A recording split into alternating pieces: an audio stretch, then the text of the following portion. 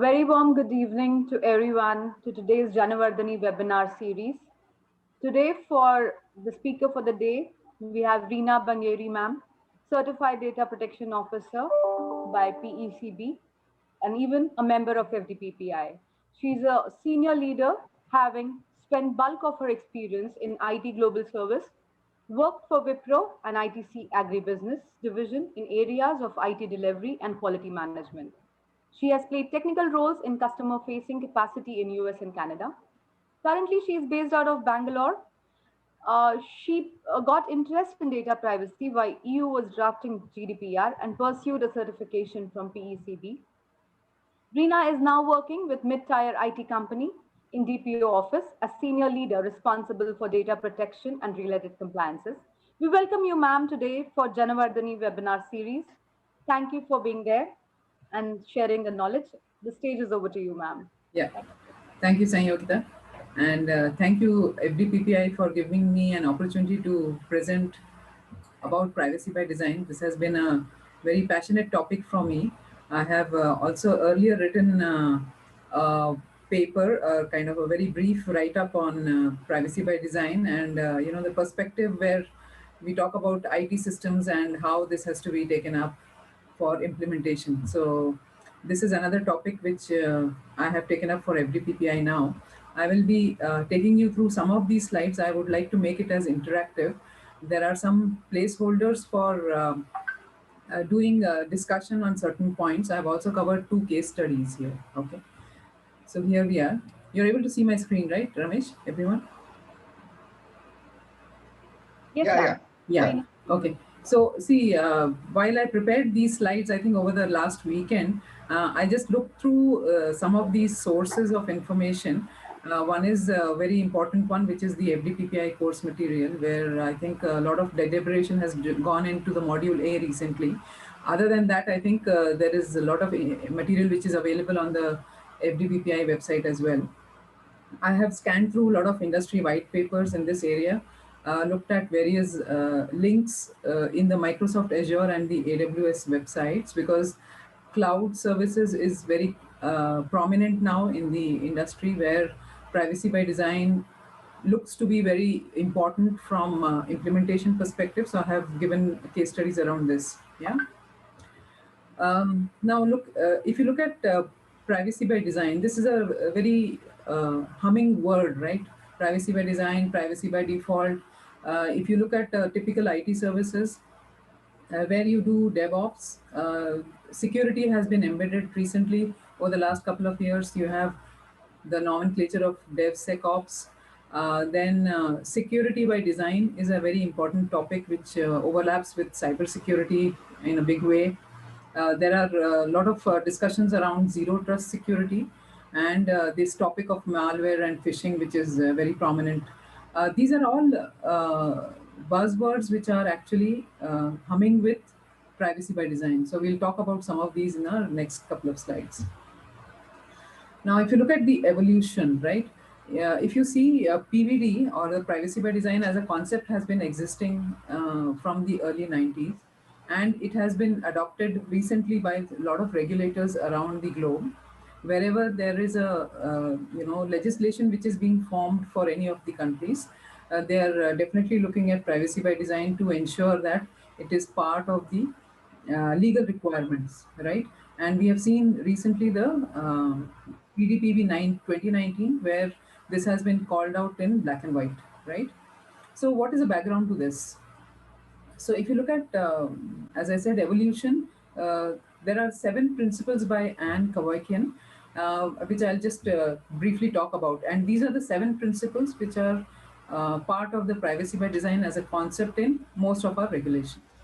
So first thing is proactive, not reactive. So preventative, not remedial. So basically, what it means is that any situation where we are talking about privacy by design, the aspect of being not reactive. So it is not about encountering a risk or finding an issue that you start fixing the problem, right?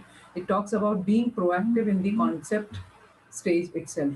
That is the principle one. Second one is about privacy as the default setting. lot of these IT systems or the business processes which are being laid down, the expectation is that the default setting should be including privacy in the design itself, right?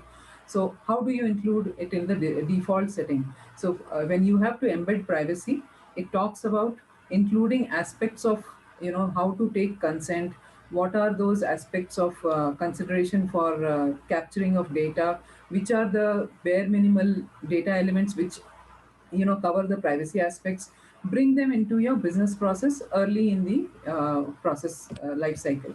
And that is what is the privacy by default setting. Now, when you talk about privacy embedded into design, right? So we talk about making sure that privacy is integral to all systems which are designed, and ensuring that there is no, diminishing functionality because of introducing of the privacy aspect into the design in an architecture of a solution, or in a business process scenario where you are designing a new business process. We need to make sure that the privacy of the data subjects or the data principles are considered into the design of the application system or business process. Now, coming to full functionality, positive sum, not zero sum. What does this mean? It means that we are complementing the privacy into the scope of the services, for example, and not actually complementing the solution. So basically, we are saying that we need to make sure that the positive sum is reached and not a zero sum, which means that it is not a situation where you're saying either I will take in privacy or I'll take in security. Both have to go hand in hand. That is what is the meaning of positive sum, right? The fifth principle is about end-to-end security in a full life cycle protection, where privacy by design is included in each aspect of the life cycle of a particular system. The example could be like, when you are having uh, a system which is designed right from the concept to the end implementation, the privacy by design has to be there at every stage of this life cycle of the data.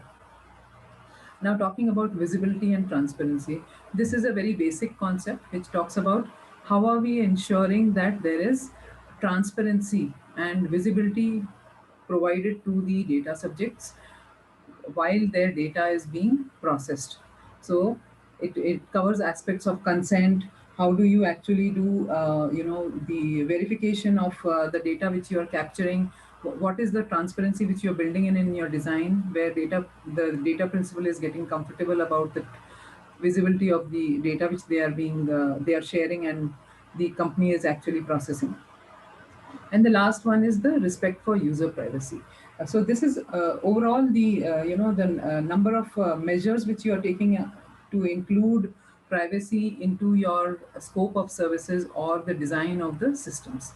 And these seven principles, if you see, are the basic ingredient of a privacy by design concept, right? I will take you through on how it is actually implemented or expected to be implemented in a scenario of a PDPA, which is our Indian Data Protection Law. Now, in very simple words, right? What is privacy by design? So it is a very basic set of principles which can be applied end to end throughout an organization. So any organization who is into businesses of delivering services to its end customers, or having some business processes which are being rolled out to deliver services, it covers aspects of um, the information technology, business practices, all the intricate processes involved, the physical design, if there is any infrastructure coming in, the network infrastructure, and so on. So these five are the primary ingredients of a privacy by design. So this is what is the basic definition of what is privacy by design. Yeah. Now, just to clear the notion, what is not privacy by design, right? So as we know, privacy by design is not any regulation. It is not a industry standard like a PCI DSS. It doesn't tell you what needs to be done in a particular scenario. It is not telling any specific technical implementations, or it doesn't have any versioning as such, right? So let us be clear about this concept. PVD is not a regulation as such from a government perspective, right? Now, if you look at our the Indian Data Protection Bill, which is from 2019, PDPV 2019, there are some key aspects covered in the regulation. Yeah. So one is about the accountability to a data fiduciary, right? And in section 29, it talks about what are it talks about it in the concept of audit policies. Then it also talks about in the terms of effectiveness of the measures adopted for demonstrating privacy by design, right? And then in section 22, it very clearly gives four actions. One is that you should have, as a data fiduciary, you should prepare a privacy by design policy.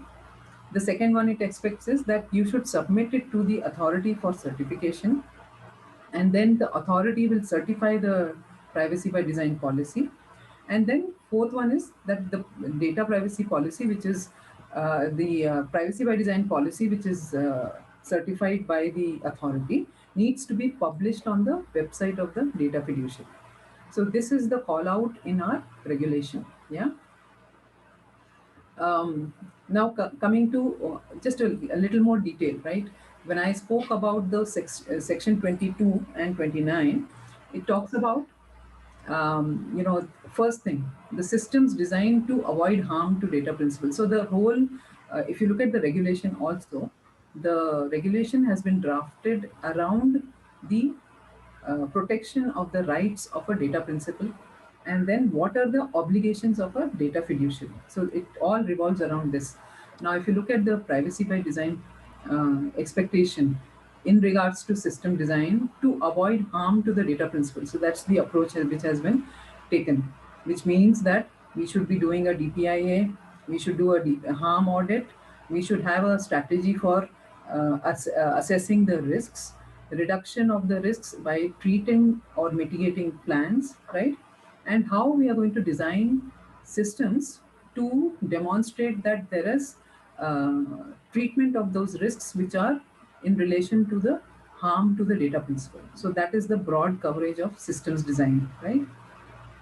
Now, if you look at data fiduciary obligations, what does it say? As a data fiduciary, as an organization, you should have a basis for processing personal data. You should define what is your lawful basis. You should talk about what is the principles for data protection which you have put it in your organization, right? Which again is around protection of the data of our data principles, right? Then the third one is about consent and notice. What kind of details? How are you taking the data from the data principles, and are you taking consent? What is the notice you are giving?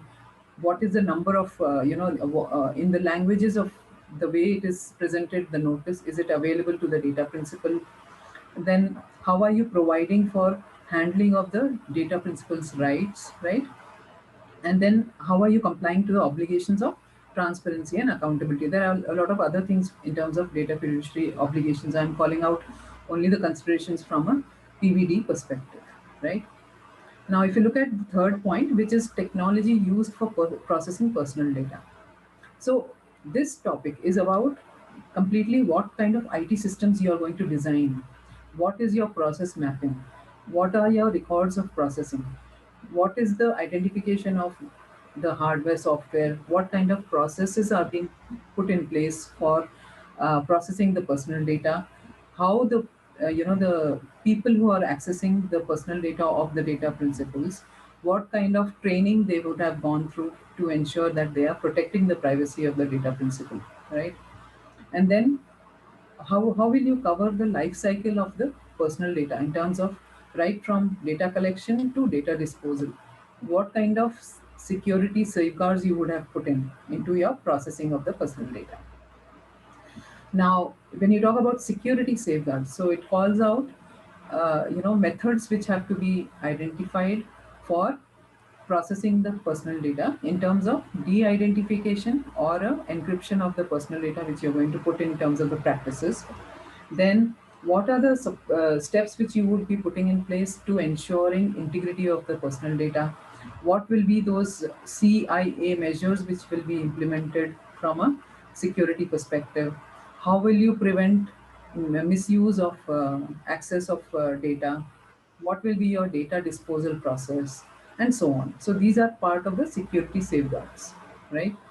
Now, the other aspect is about legitimate interest of the business. Now, this is again focus on data fiduciary, where we identify which are the scenarios under which you will either do a data transfer, what under which conditions will you have the data principal deny his rights, what will be the process of getting the data principal to reach out to either a email id or a data protection officer's contact when the denial of rights will be done, what kind of situation will we have when consent is not necessary.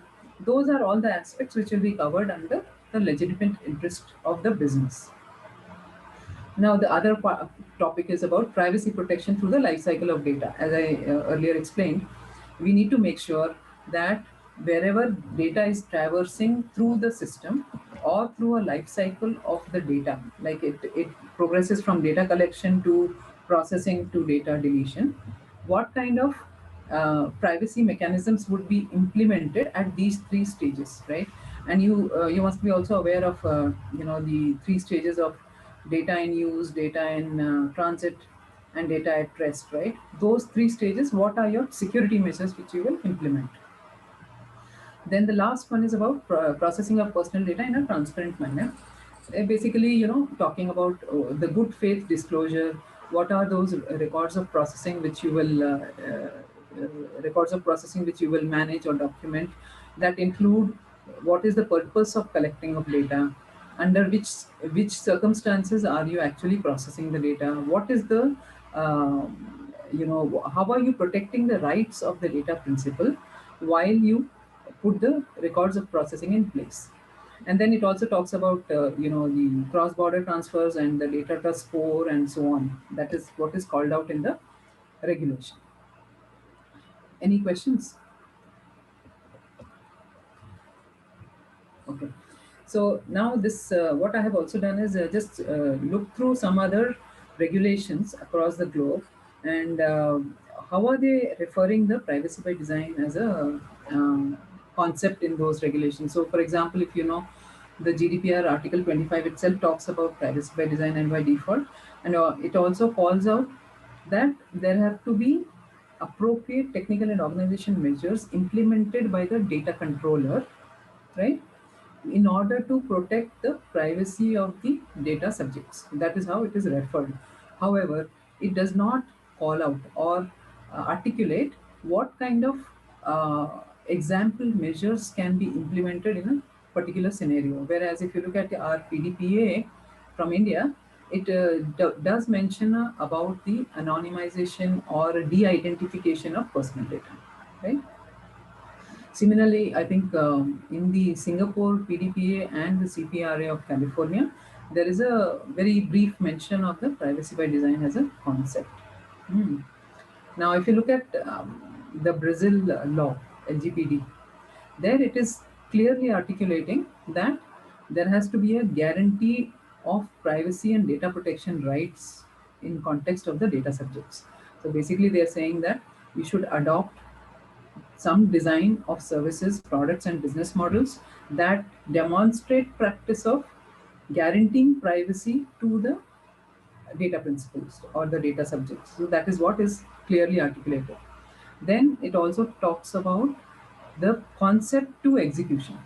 When you offer services or product to a end customer, you need to demonstrate that the privacy is embedded in your life cycle. That is what the point number 2 refers here.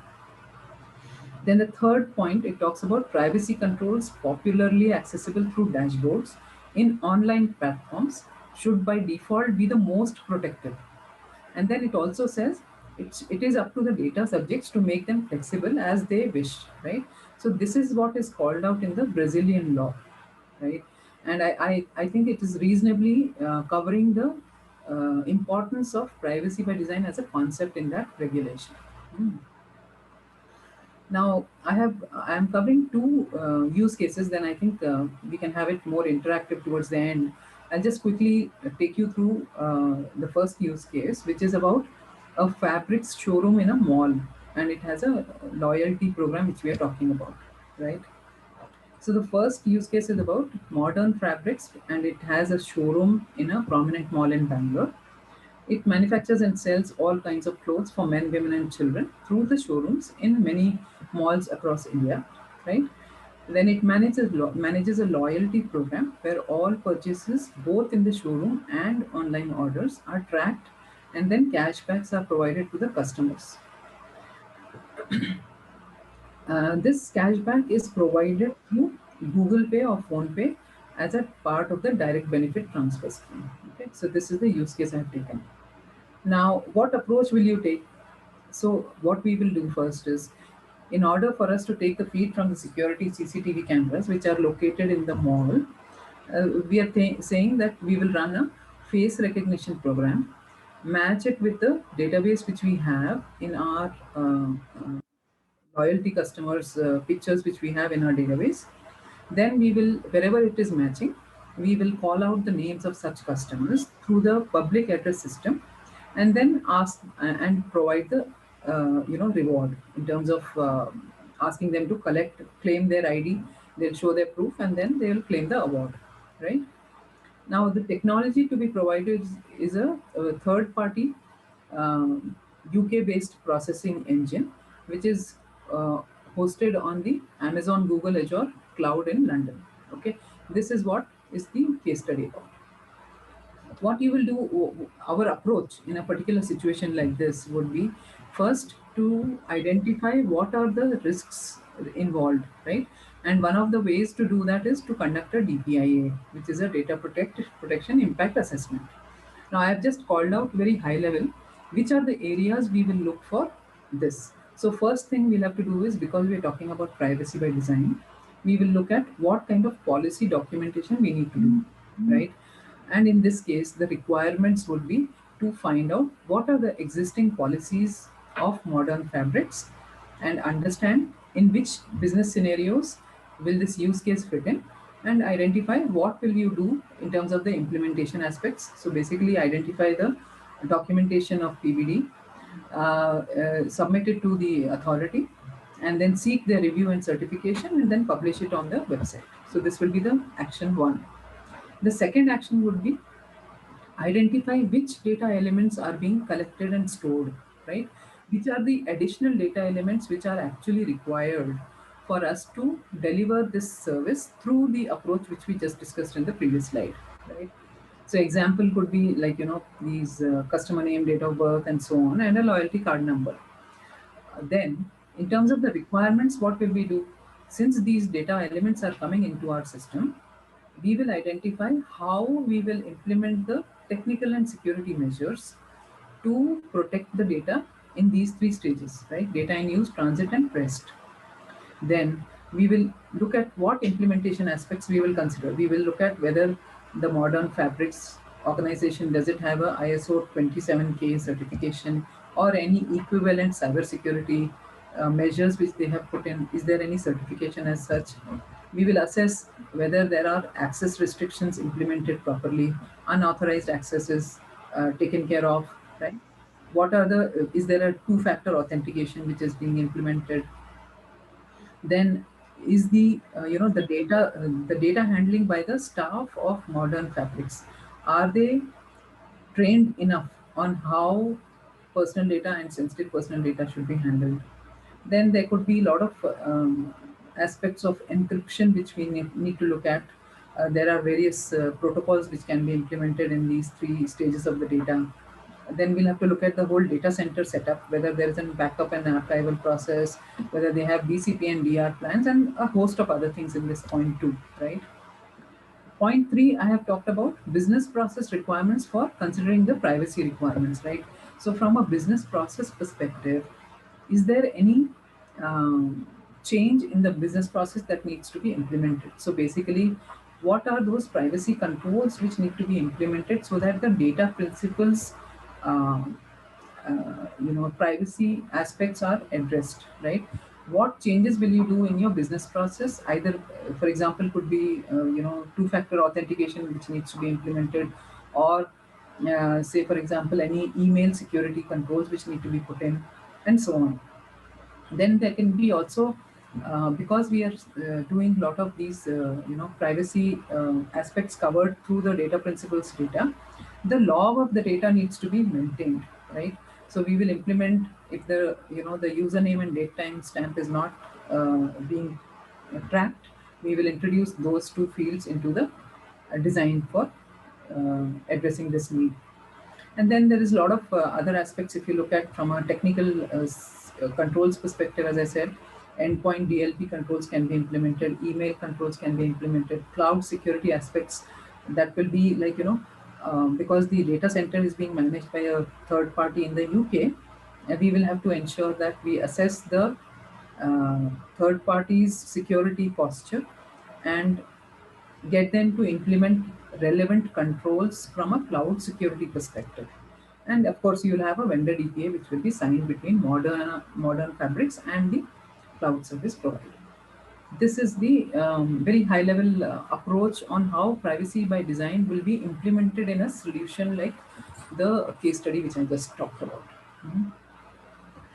Now, I've taken another very common use case. If you look at, this is a business service provider having its operations in India, and they would like to explore um, optimization of their services and operations by migrating to cloud. Okay, so this is the scenario. And in this scenario, what will you do? We will have three stages, right? And a typical DPIA will guide you to that. We'll talk about a discover phase and an assessment phase and an implementation phase. Very simple. In the discovery phase, what will you do?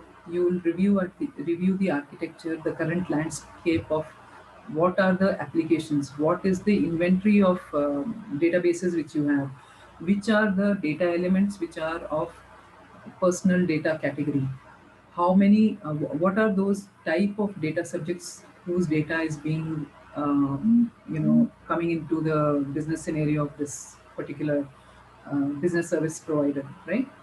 Then looking at all of this, after assessing the architecture, we identify what are the actions that need to be taken. So basically we are saying that the approach will be in a manner where you do a risk assessment from a data principles data perspective, identifying how you will minimize the risk by treating those risks, right, from a risk management framework perspective, and then identify a rollout plan, right? So these will be the three stages for approaching. um, Now, if you look at a typical terminology here, I have used ingress processing and egress, right? So basically, it's a input processing and output kind of scenario. What will you do in the discovery stage? You will look at what are the collection limitation which is there, how the data principles data needs to be assessed for ensuring quality, how will you implement, what processes you will implement so that the data principles data is having accuracy and it is a current real-time data, right? What are the security controls you will have put in place in your infrastructure, right? Then from a processing perspective, you look at what are on what basis are you processing the data, what are the what is the data minimization aspects which you will implement, what are the security controls which will be implemented for the data which is in process. Then from a data audit perspective, in your processes, have we'll have to identify how audit of the data would happen, how is the accountability established at various stages of the data which is being processed, right? If you look at the output, we will look at what kind of control mechanisms we have put in place, what kind of third party oversight which we have put in place in terms of a governance, how is the the management of the company look overseeing the progress of how privacy is actually being addressed through the process of migrating the current infrastructure to cloud, right? That will be the way the governance will be put in place, right? So I've just called out certain questions which are very common, and if you see in a typical assessment stage, you will look at whose personal data are we capturing, who is our end data principal, what kind of consent has been put in place, how are you tracking the consent, right? what kind of legal basis of that data principle which you have which we are processing data for, right? What legal basis has been established for that? Then is there a need for all this personal data to be provided for the service to the customer, basically addressing the data minimization aspect, right? And how accurately this data is being maintained, and how are you protecting the data when it is in transit, right? When you do a data processing aspect, you will look at how what is the need for storing the data, right? So if it is a cloud solution, what kind of data storage is the cloud service provider offering? On what basis is this process is the personal data being processed? Then when a consent was taken, how is this consent taken? How is it actually accurately maintained in terms of transparency? What kind of business process change you are bringing in when the data is actually being processed in this way, because it is actually going to the cloud, right? Then aspects of how the data has to be retained. So from a data principles perspective, how long will you retain the data, and what does the regulatory requirement call out, right? Those aspects. And then from when you are created the data, what is the result of processing the data? Are you actually managing the whole life cycle of the data? How are you managing that? What is the result of processing of the personal data? So these are some few questions, right? Then how is it possible to remove the personal data from the repository? Say, for example, some there is a request from a data principal to return the data, and they ask us to remove the data from our systems. What will be that process to extract the data? How will you actually share it with the data principal? Whether there will be an electronic media or you give it as a text file, all of those aspects have to be called out in the processing part, right? Then how is the data actually being protected while it is being processed? So data in process, how are you actually implementing security measures, right? Then aspects of log and so on will be addressed here. Few questions on the egress part, where we are talking about what needs who and what needs the access to the personal data. Who all in this in your organization need the access to the personal data of the data principal, right? Then is there a consent taken from the customer to hand over the data to the third party? Say, for example, you are actually collecting the data and then sharing it with a third party for either processing or storage, right? So have you taken the consent from our uh, data principal to get this data processed by the third party? What kind of mechanism has been put in place? Those aspects. So a lot of these third party handling of personal data aspects need to be considered while we provide the solution. Yeah? And then of course the how the personal data is protected while in transit, right? Now typically what will happen when you do a DPIA, and in this scenario, the particular use case which we are talking about, what will we be doing? uh, since we are talking about the data principles, uh, the aspects of privacy protection through a privacy by design, we will have to identify what kind of workflows have to be put in place. How do you map the personal data of a data subject, a data principle, across all of these life cycle, like from the time it is collected to processed to deleted, how the data is traversing through your system. So there should be a very neat process map, right? And in order for us to implement privacy by design in terms of the concept, we will have to have technical and operational controls, which in this specific scenario, we will cover aspects of data minimization, the least privilege access, where you actually put in the controls from an access control perspective, the data lifecycle management you will do, because you will have to actually find out how the data is the privacy of the data principle is being managed through the whole life cycle of that data processing, right? Then how the quality of data would be managed. So basically, what are those interfaces you are giving to the data principal so that they can access their own data and either edit it or correct it to make it as a real-time data, right? Then when the data principal has given us consent to process their data, how are we tracking that consent, right? Right from the consent, taking the consent and withdrawal of the consent, right? What actions will you put in place when the consent is withdrawn, which means that you have to stop processing the personal data of that data principal. You will have to make sure that the data is deleted based on whatever processes you have put in place from a data retention and deletion perspective. And then overall data protection, right? So all right from the infrastructure to the processing of data and the three stages of the data, how is data protected through this process? And if you look at in this scenario, the stakeholders involved would be my HR department because consent has to be managed, my IT department because I'm implementing security controls and there is an interaction with the migration to cloud, who's a service provider. So the third party will come in. Legal will come in because I'll be designing, consent, formal consent, implementation aspects. So I'll consult legal for that. And the DPO definitely because the privacy by design policy has to be put in place, and we need to go to the authority. So DPO is my face of the organization.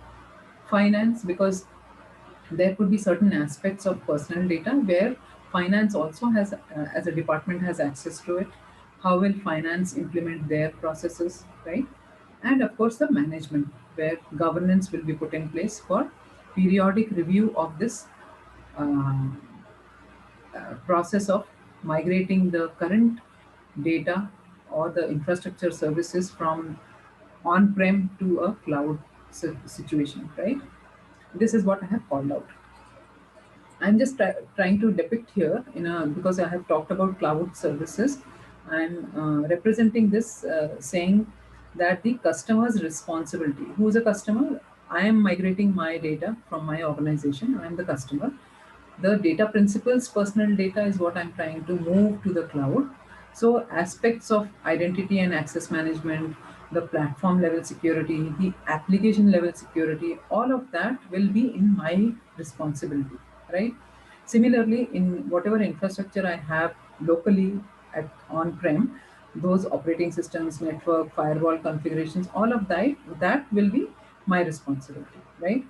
Now coming to the service provider who's providing the cloud services, they are responsible for the technical infrastructure like a software or a storage area or a database, what kind of networking protocols they are implementing, if there is a shared if there is a data center or the cloud, if the cloud location is in various geos, what kind of security is provided, how the accesses are managed between these regions. Those aspects will be responsibility of the cloud service provider. Yeah. This is another representation which I took from I think Azure's link. It represents on how the cloud solution will be in a typical scenario where cloud is the cloud provider is one of the entity and the customer like us is a cloud customer, right? So for example, data classification and accountability, that is completely our responsibility because we are custodians of the data, right? For the data principles, the endpoint protection of the data is again our responsibility. However, the cloud provider also comes into play here. The identity and access management again is a local implementation of ours, right? So there will be a shared responsibility there. Then if there is an application which we have designed, that completely our on-prem application will be our responsibility, and so on. So network controls, host infrastructure, and the physical security. So these are the wherever there is an on-prem solution, it will be our responsibility. If it's a cloud solution, it goes to the service provider. Yeah. This is the last slide. So, what are the services relevant to the privacy by design, right? And as we spoke a little bit, there is this is a whole big subject, right? Uh, because of this use case, I am able to touch upon these aspects from a cloud perspective. But if you look at in this scenario, in a typical cloud service solution, the identity and access management is one critical piece. There will be an AD service or a SAML federation which is to be implemented. From an encryption perspective, there are various protocols which can be adopted. There could be a SSL certificate which could be introduced. And then if you look at typical security and compliance these days, if you look, AWS and Azure are having a host of features and solutions in the security and compliance area. Defender is a very basic one which I have called out here, right? And everything is at a cost. Every feature which we want to discuss with such service providers, they will come into with a big commercial model. And the last one is the monitoring and logging, right? So monitoring and logging is a very critical aspect, and it's part of the governance. If you look at, we'll have to look at what kind of services are provided by the cloud service provider for configuration, management, monitoring of the logs, and so on, right? Now, one of the key aspects, of course, I have covered just at a very high level the two case studies which I wanted to, right? And even if you look at as an exercise, if you want to identify what activities will have to be done to define a privacy by design policy at the org level, right? I would like to have this topic open so that we can hear views from everyone and also ask any questions so that we can collectively learn. Yeah, that's Yeah, all I had. Reena, Yes, Babraj here. yes. It's a very interesting kind of a topic, right? Now, one thing what I'm still challenging, I mean, getting challenged is from an application development standpoint. What would be the things? See, this is from a IT standpoint. I think we have covered everything, cloud Okay. and. But from a developer standpoint or a technical architect standpoint, uh, how do we look at this PBD? No? That is something I don't know how much people know around the industry also. When I start developing a new product, for example, Right. mm, so where all should I focus it? Of course, I need to know which are all the PIIs, which are all the what do you call personally identified information. All those things we can, but from an architecture standpoint or solutioning standpoint, how do we approach the whole PBD as a concept? That is something even I am also sort of digesting. Yeah, yeah. Or yeah, A very valid point, actually. If you look correct. at, I think this concept is just kind of embedded now. We are at a very root level. It Mhm. needs to evolve, right? So, what I would think in a typical scenario, if you are having a product or an application design from the scratch, basically we need to identify where all the data principle is coming into play, right? Data principle is the core of all our discussion, right? Our privacy by design policy also has to be documented around minimizing the risk to the data principles, right? Correct. Yeah. So if you look at the concept should be in a manner where you identify at every stage of your application or your product what is your end objective for that product, right? You have a product roadmap, right? Mhm. From this stage to that stage you want to go to the product services, right? And at each of these stages within that product life cycle, how is the data principles aspects coming in and getting embedded there?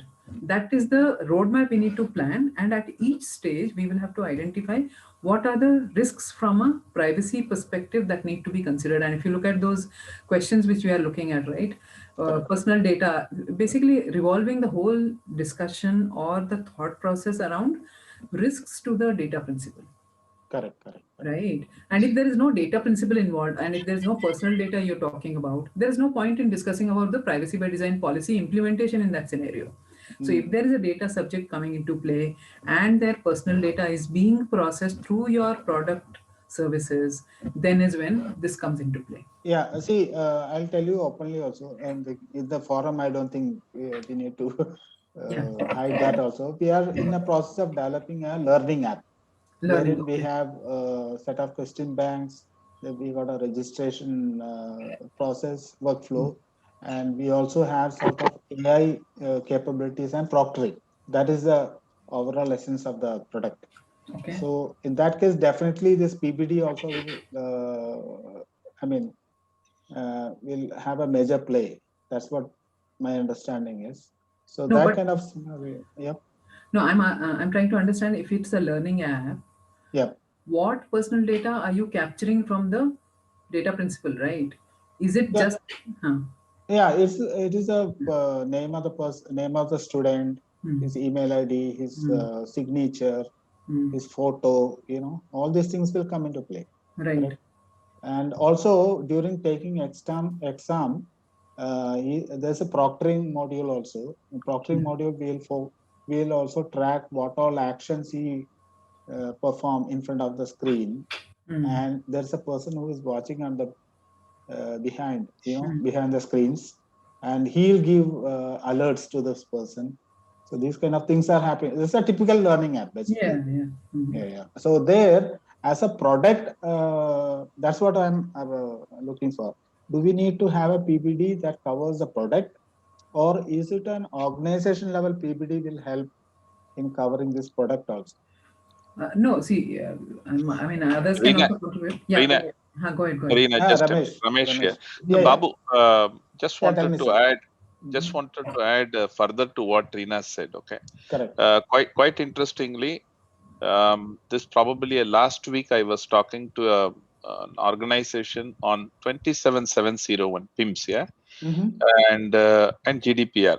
Correct. Now, the team whom I had addressed is a typical development and testing team. Okay. Correct. Quite interestingly, those guys showed me, to answer your question. Now, in earlier days, when we are talking about even at the requirements stage analysis, or requirement specification analysis stage, we used to do the analysis with respect to the quality in mind. Second, where we used to address the functional and non-functional requirements. Yeah. Correct. Then the second came in when we are analyzing the requirement. If that product or an application is with respect to the information security, the requirements with respect to information security got analyzed. So functional requirement, non-functional, and requirements related to information security. Correct. Especially if that particular app is getting hosted on the web, what kind of security protocol you're going to use, what kind of encryption methodology you're going to use, access control, multi-factor authentication, etc. Now, quite interestingly, the fourth dimension now coming along with the first three is the privacy. Exactly. Now, so in the requirement stage itself, okay, they had shown me. That's why I wanted to share it with you. Your question is very apt. They had shown me because I asked them to show the artifacts as a part of my exercise. The first thing what they have done is the kind of the requirement has been beautifully split into a data mapping. Where the data, what Reena madam talked about, ingress, where the data is coming into the system, number one, what data is getting handled during the process, and what data is going to go out at the end, as an output. Reports and all, right? Reports. Absolutely. Okay. In all the three places, in all the three areas, they have beautifully identified the roles or the actors involved, what kind of role each one is playing with respect to that data, and they were trying to, the entire design architecture, what you're asking, has been created based on that what kind of risk might happen if you are not going to take care of this aspect. Like that, they had gone at the data mapping level and trying to identify the risks involved, keeping the data subject, as she said, user-centric. The privacy concept itself is user-centric. Correct. Keeping them in mind, number one. Number two, they had also taken care of all the 8 data subjects' rights as per the GDPR and trying to map this. It's a huge task what they had done. The beautiful exercise had led them, and quite interestingly, they had shown me the test cases, how the testing was taken care, in terms of doing the testing of that application it has been developed. Again, keeping the privacy in mind. Each and every, in fact, I had seen at least in a short span of time, we had taken some 2 to 3 requirements, how it had flowed from RS to design to coding to testing. And believe me, some of the test cases with respect to that user-centric privacy, multiple test cases they had, really taken care of it. And also somewhere, not only privacy by design, they have done the data protection impact assessment, again, to understand more risks. So in my opinion, in the last week, I had seen it. So I thought I will share it with you. This how you really need to apply more and more in terms of keeping the privacy of the data subject in mind. So Hope I am basically, answering. Ramesh, to summarize that, I think we have to perform a risk assessment and DPIA to understand the entire solutioning, whether it is covering all these principles and rights, right? Yes, definitely. Excellent. Anyway, you will do a risk assessment, in my opinion, when you are developing a But product or a project. yeah. But here, more focus is with respect to the privacy, user-centric. So that's where we are lacking also. Like that concept is very weak everywhere, generally in industry. Absolutely.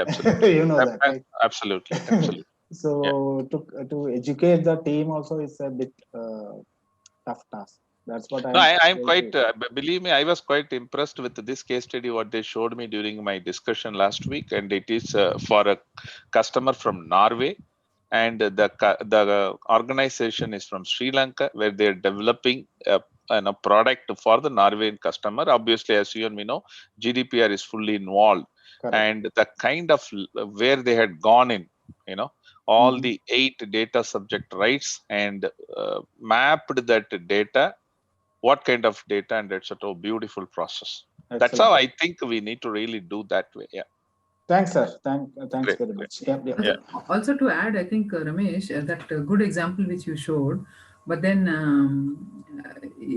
today where we are in terms of understanding the privacy by design requirement and relating it to a scenario on the ground is a tough task, right? So where we need to start is, I think, by possibly discussing a little more details of such use cases which we just discussed now, in terms of the training, learning solution and so on.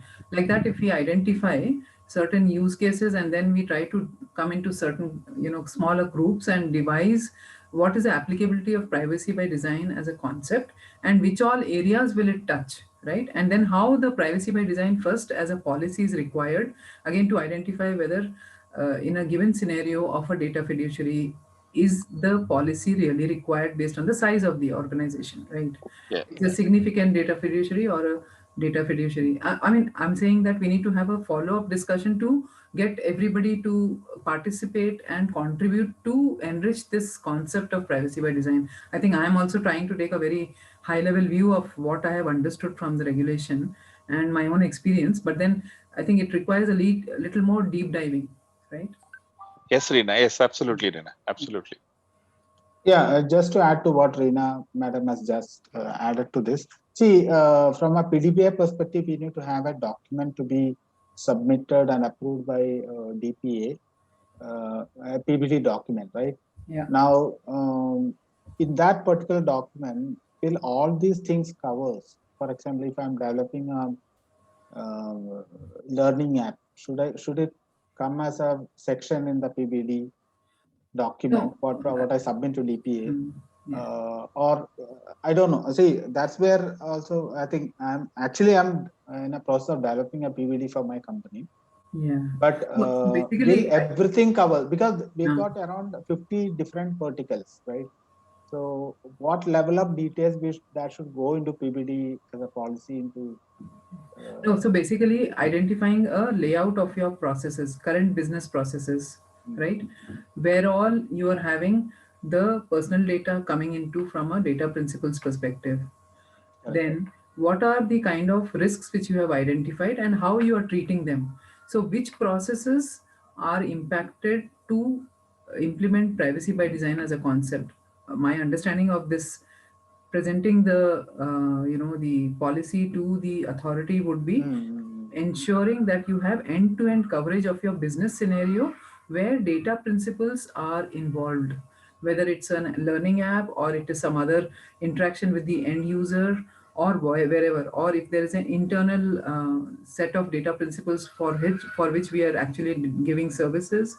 All scenarios where data principles are involved should be covered as part of your data PBD policy. PBD policy, right? Yeah. Okay. Navi sir, your thoughts? Yeah, Navi sir. Yeah. Okay. Now, as far as the privacy by design for a product scenario, okay, development scenario, okay, I would like to look at the product as a container of the process where the personal data enters, there is a processing and there is a disclosure. Okay, so all these three aspects, if you take into account, as if this is an enterprise, okay, small micro enterprise, in which the app is, or this, let us say, this set of code, whatever way you want to call it. Okay, now that environment is getting an input of data. Now, that input of data, if it is personal, then you are having this privacy by design as an issue. Okay, now where do you actually recognize that the data is personal or not is a question. Okay, now probably every software development package that cannot have a discovery element in its gateway. So probably the discovery that a particular data is a personal data has to occur before the software functioning starts. Then the question becomes easier. Now you know that what is coming in, which Reena was calling as the ingress process. What is coming in is personal data. Therefore, it has to be processed in terms of a consent. Now, where is the consent? Now, consent is also outside this set of codes. So the designing principles will have to be that what is the process which the software is doing, whether it can be mapped to the various consent. Okay. Now, one tough issue here is if a person withdraws consent partially. Now, whether this software, which you have automated to some extent, can be modified or not is a technical issue. Am I making this point? That is, software essentially is a automated process. Okay, now I said that we will look at the consent and ensure that the process is in conformity with the consent. Okay, I think Ramesh was explaining that particular company, they might have done that. Now, what about withdrawal of consent? Not fully. Okay, full withdrawal means that particular data will stop entering this particular application. But partial withdrawal of the consent or the change of status, which in Baburaj's project, if there is an involvement of minors, okay, you have a certain process, then today the minor attains age of 18. What will happen to his data tomorrow? Whether this application can recognize that is an issue which you have to look at. So privacy by design, in the normal circumstance where the incoming data is known to be personal data, is an easier process. But where you have to look at the withdrawal of the consent and change of status, whether the automated process can do that or not, you have to see how you can perhaps work out that. Probably these items like the age factor or the sensitivity of the data factor, the software should by design recognize that there is something which may not be inbuilt in the algorithm and may require a sort of escalation to a human being. So maybe your software should also have a component which recognizes that certain things will be considered as exceptions, and exceptions have to be further confirmed by the particular human this thing. This is what I are some of my thoughts on that privacy by design in a software development scenario. You are having one more question. What was that, Reena? When you handed it over to me, you had another issue. Okay, Baburaj, you have got something. Yeah, Navi, there's one more use case around this. Yeah. Like when this app is used by a board, for example, CBSE or SISKI kind of a board, yeah, the data is actually collected by the schools or kind of education institutions, and they populate the data to the okay, fine. application. Now there the consent will not be, I don't know how the consent is going to work, because consent is already done, right? No, wait. In that case, that school is the data controller or data fiduciary. Now, Okay. this processing entity, which is the board, is at best a joint fiduciary. So whatever is required as a part of processing by this joint fiduciary should be something which should have been already communicated to the first joint fiduciary, and he should have obtained the consent, because the board cannot go back to the student to get a consent if that consent has not been obtained. So when you are designing this particular software and develop a use case that this software will be used by the board and it will take input of data from X third party, then by design you have to say that the input of data should have necessary consents as is required by this application. Okay. Then that has to be communicated as a part of the process of implementation, and the other party should have perhaps taken steps to get that consent. Correct. So Okay. Navi sir, so as a data processor, if I'm a data processor, because I'm providing the service using an automated application, software application, should from my standpoint, should I get a confirmation from the fiduciary who is collecting the 100%. data? Say data processor cannot assume certain say responsibilities for himself, in which case he becomes a joint data fiduciary. Okay. If you want to remain a data processor, you must ask this earlier person who hands over the personal data, tell him that you are the data controller or the data fiduciary. This is a problem I have got. I don't know how to process it, whether consent is there. Please give me an assurance.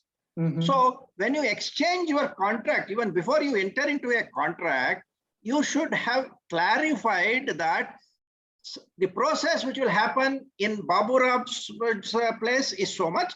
What happens in Vijay Shankar's place is so much. So Vijay Shankar has to tell Babu Raj, I am going to do all this processing. Are you aware of it? If you are aware of it, please check whether you have taken the consent for it. Correct. And I am putting you on notice, and it is your responsibility to take the consent.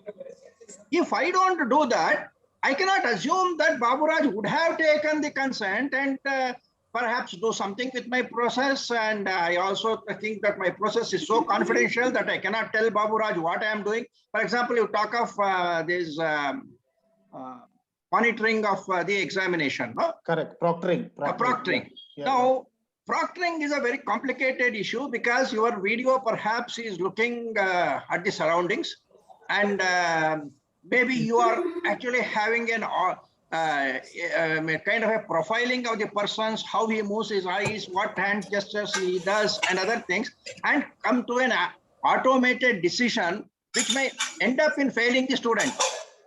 Obviously. So That's it is the a very process. serious issue where there's an automated process, and the proctoring software. Okay, I hope you are developing it. I am only having a sort of a view as a user.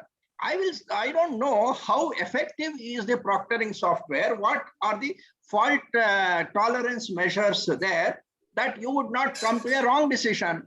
Now, if the possibility of that is there, for example, there are many people, perhaps even me sometimes, when I think I look outside. Okay, I don't look at the camera when I'm thinking. Am I correct? Even in examination hall, you can see that some people will be looking at the roof. Maybe he is thinking of a solution. Okay, now you cannot say in the proctoring situation that there is no eye contact, therefore he is having something written on the wall and he is referring to that. Correct. So there could be failures of the proctoring system, and this has to be brought to the attention of the people, and you have to ensure that either one way is that, okay, this is the system, how it has to be handled, and you tell the student, don't look outside, look only at the screen. If you look outside, I will give a negative marks. Okay. See, I think, sir, for your kind information, this proctoring is looking at whether he is taking some mobile device, mobile app, or taking any pen, so this AI will recognize pen and paper and mobile devices, and say that this person is doing something else beyond answering the question. So Yeah. that's what is designed right now. No, So, actually there is a AI kind of development which is going a little beyond, like what I said now. That, for example, a person would have had a screen behind this, and say in my second screen, maybe answers are coming. Okay, correct. it's possible. So initially, what proctoring should do is to make a scan of this thing. In fact, your CCTV camera should periodically, as a surprise, you should ask the person, "Let me now look at the surroundings." Mm-hmm. Okay. They do it, sir, today. Okay. Before the exam starts, 20 minutes before, you need to show the entire room of yours where you are sitting. Yeah. Space, and workspace. Absolutely. Yeah. After that, you cannot even move your face from her radar. No. So Ramesh, I'll just add to that. Navi sir. Yeah. So what happens? What Ramesh said is what happens initially. And normally, as a matter of practice, because this has just come to India this year, what they do is, like every lecturer or professor who's monitoring that particular software is allocated with 4 or 5 students, depending on. And then what happens once all this is done and the exam starts, if there is a problem somewhere, then that student's name will be flashed to this professor. And then that professor will either give that person a warning that don't move or something, or if he has a doubt, then he will again ask that person, because like even if I have rotated in the room first, somebody can enter through the door and stand behind me and do that. So then he will immediately tell the student, please stand up and turn your computer 360, show me the room, and then sit down again. Agreed. That's what I'm saying. That is how they are monitoring. But as on date, because our people are also worried about other consequences, so they have not penalized any students so far. Correct, but they only keep warning them. I have seen penalization also in engineering and other. Prakash, okay, sorry, Prakash sir. Yeah. Just to add a very good point. Actually, I was talking about from the perspective of when we are giving an online examination, let us say. Okay. Recently, when I was attending for a 3-hour session online test, everything was okay. It was going on. But what had happened? Ground floor, somebody was standing and talking over the phone loudly. Can you believe? With all the noise, that lady warned me. She said, "What's happening?" She said, from US. She said, "I'm getting a feeling somebody is helping you." I said, "I'm really sorry. I'm nothing to do with it. It's outside. You want me to take my laptop and then show you what the hell is happening? I'm ready to do that." She said, "No, Ramesh, I'm sorry. Next time if I hear it, I have to stop your exam." Can you believe? I was at a big risk because of somebody else, actually. I agree with you. No, this is automated decision making where the software or the evaluation has failed. Now you have to see the data subjects should be made aware of it, and they should not be put at a disadvantage because of the software's failure. Correct. Okay.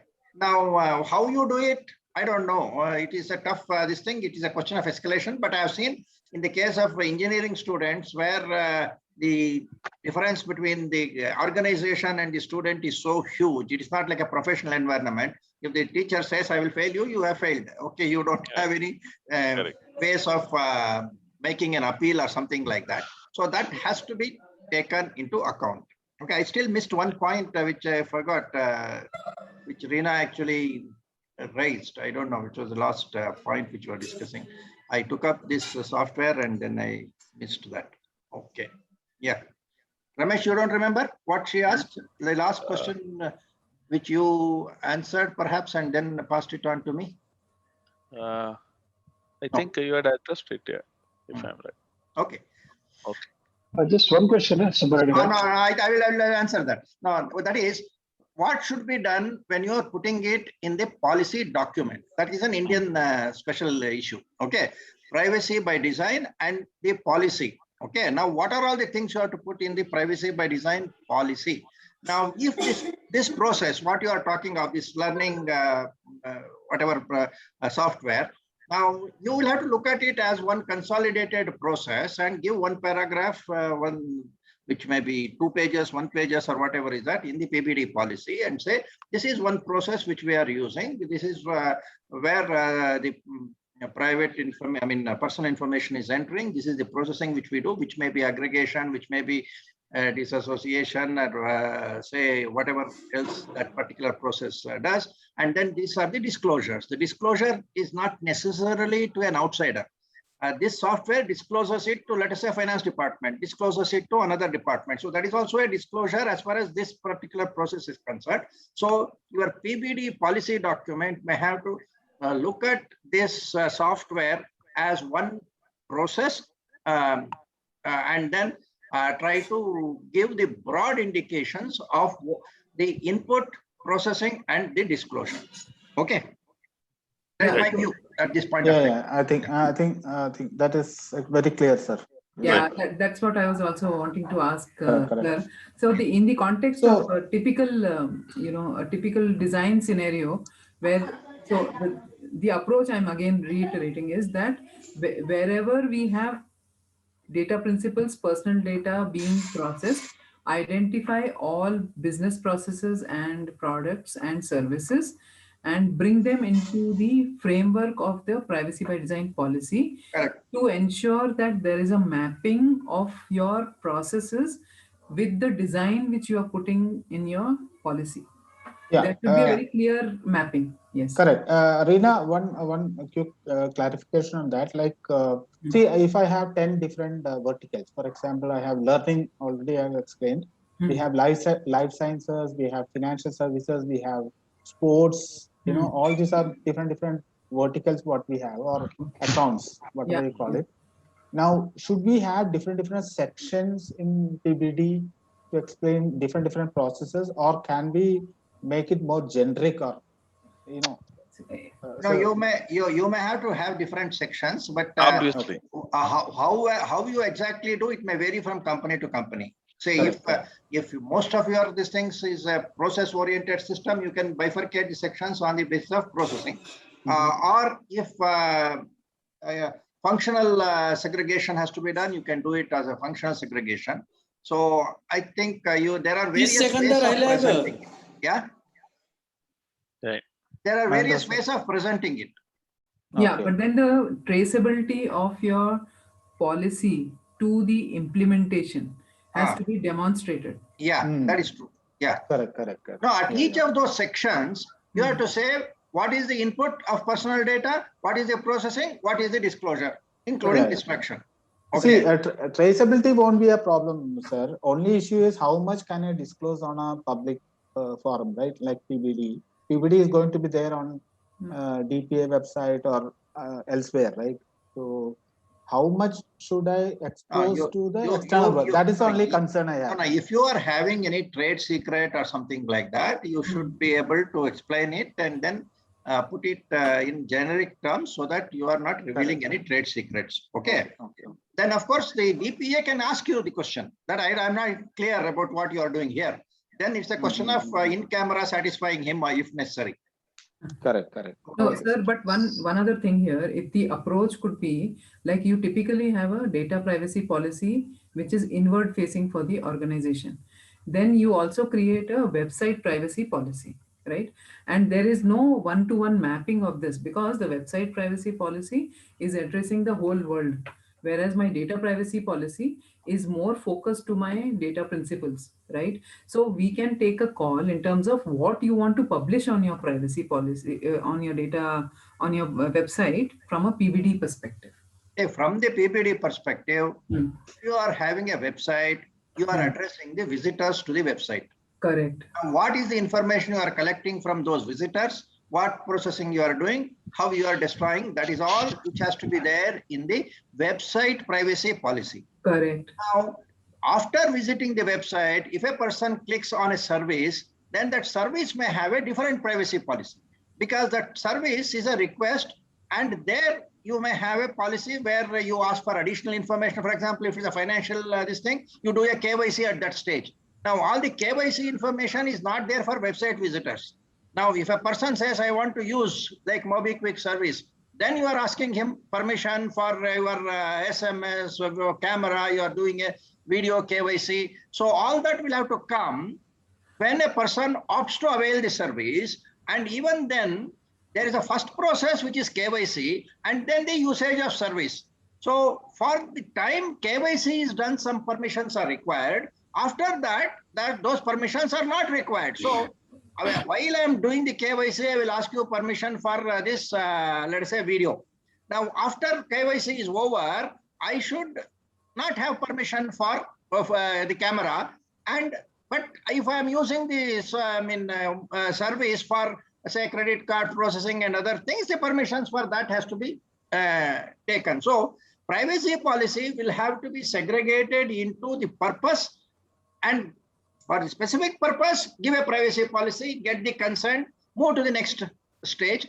And in many cases, the second stage is completely different from the first stage. So you don't have to take the second stage consent in the first stage itself. It will be an overkill. It is not required, and it will confuse the visitor also. He might not have come to your website to avail of your service. He has come to get your corporate information, let us say. Why should I go through your 10-page privacy policy to understand what all you do in terms of privacy by design? Whereas my interest is just I'm wanting to know what kind of company is yours and what is the public information you have put. So privacy policies will have to be multiple policies if the purposes are different.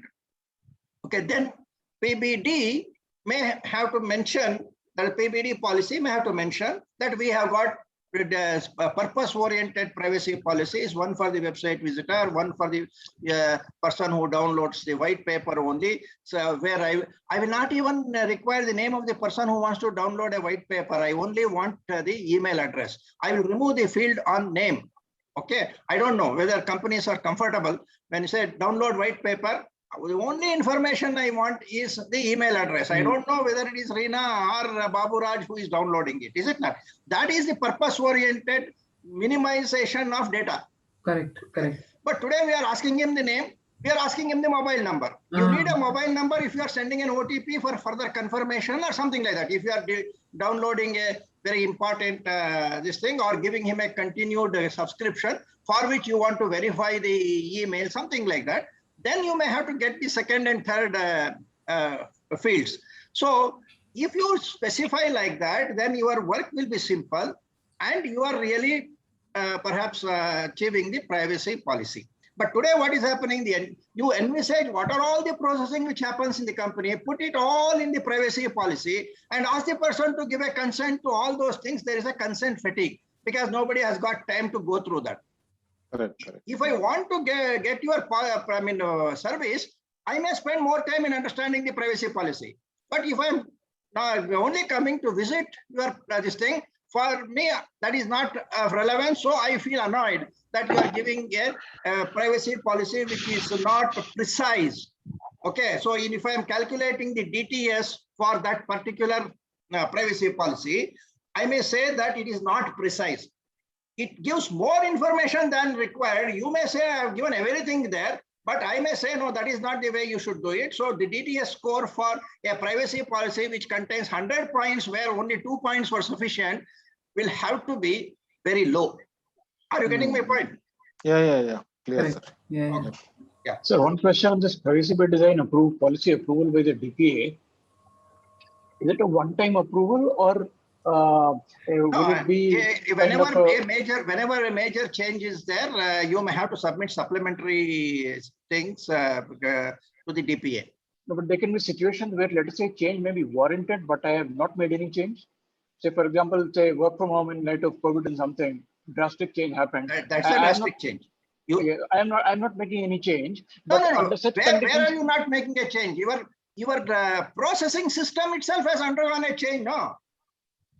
Yes. So no, but privacy by design has to change because your processing itself has changed. Earlier, you are processing it by putting the equipments within your closed premises. People used to walk in after attendance verification and other things. No, but the question was, in this situation, will the DPA send a mail to everybody who have approved their privacy by design policy and saying, was in light of this eventuality, privacy by, one minute. Privacy by design policy is not approved by every data subject.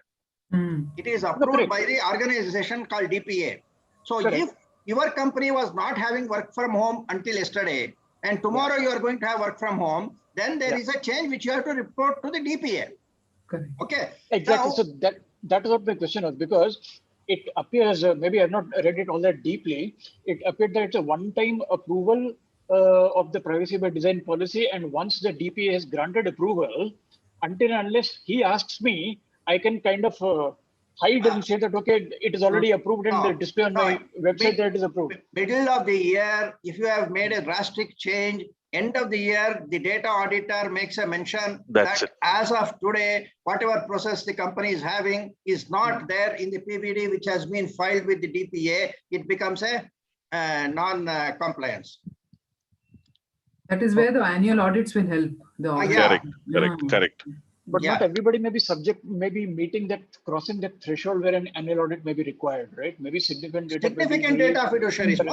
Most of this PBD and other these things are also for significant data fiduciaries only. No, this getting the approval and other things.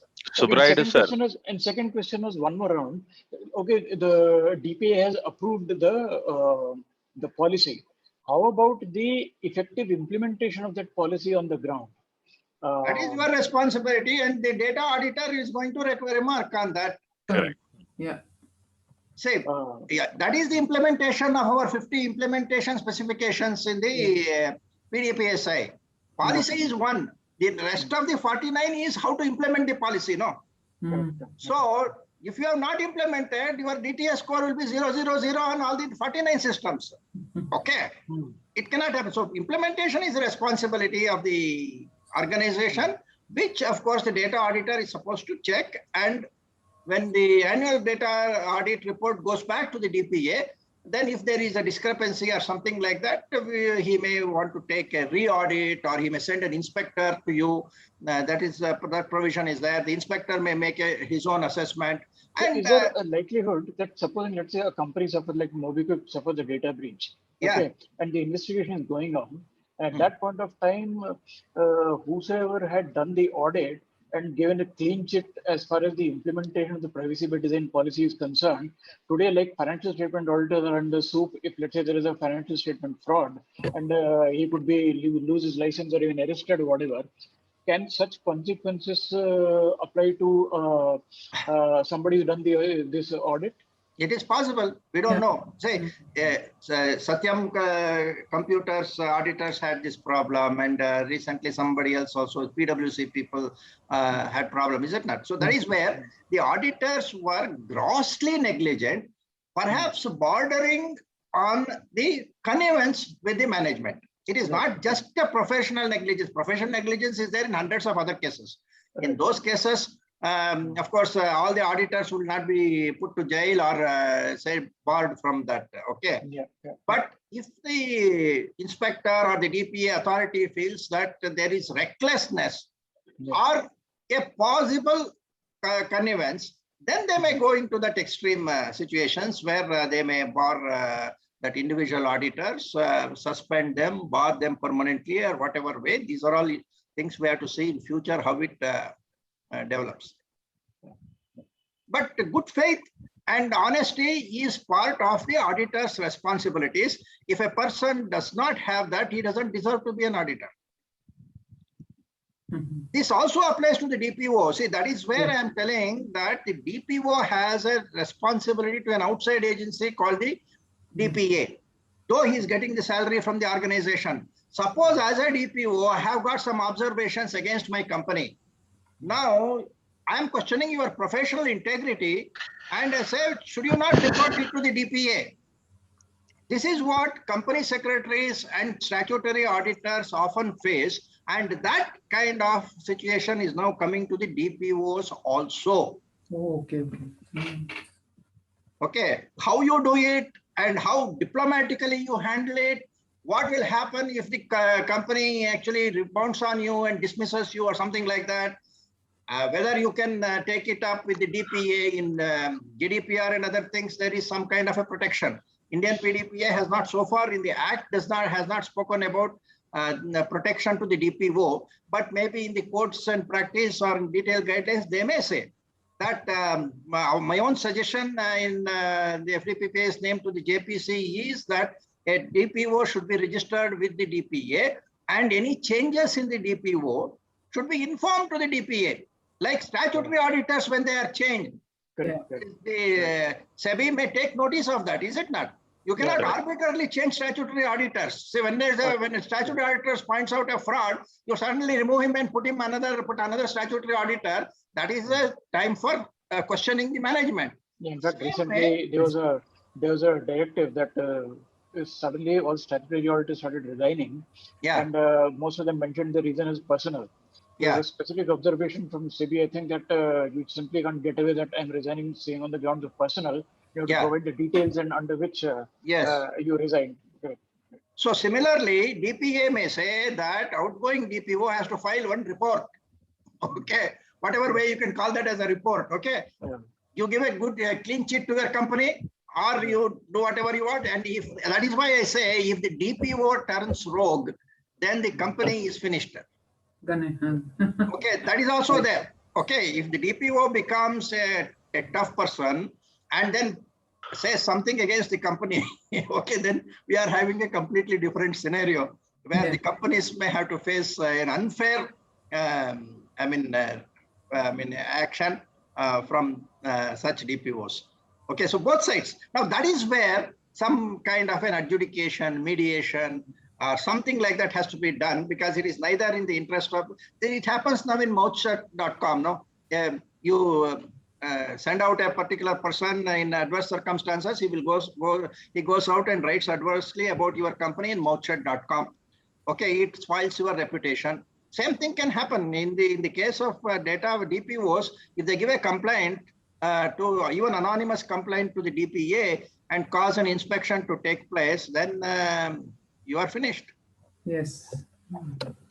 Okay, anyway, it has been a good discussion. I don't think it's the end actually. So go ahead, Ramesh. Any other? I hope there are, because already so many people left. So let me take the opportunity in thanking Reena. Reena, thank you very much, really. Excellent session, and created a kind of interest in this topic. That's most interesting part, really. Appreciate you once again on behalf of FDPPI. And as you said, obviously, we will work with Mr. Navi to set up kind of task force on really how to go about it, having some kind of case study analysis, right, on privacy by design and etc. Quite interesting. I'm sure in the coming days, let's work together and bring out more and more case studies on behalf of FDPPI. Thank you very much. I think, Ramesh, some guideline needs to be created for people to start looking at. Absolutely. No, this is the new. Some of the things are new topics, right?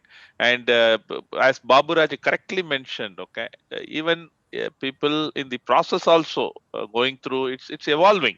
So I think we have a good set of brains as part of FDPPI, and I think we all should really apply our mind and create and lead from the front in before this coming up at the big way, the PDPB. I'm sure we will be able to do. Great, really. Thank you very much, Reena, and created a big interest in this session. I really like it. Appreciate very the interesting. and opportunity given to me. Thank you for me. Thanks, everybody. Thanks, Reena. Thanks, Navi sir. Ramesh. Thanks, Navi sir. Thank you very much. Really. Thank you. Thank you, Reena ma'am. Thank you, Navi sir. Thank you. Have a nice evening, all of you. Thank you. Bye-bye. Bye. Bye.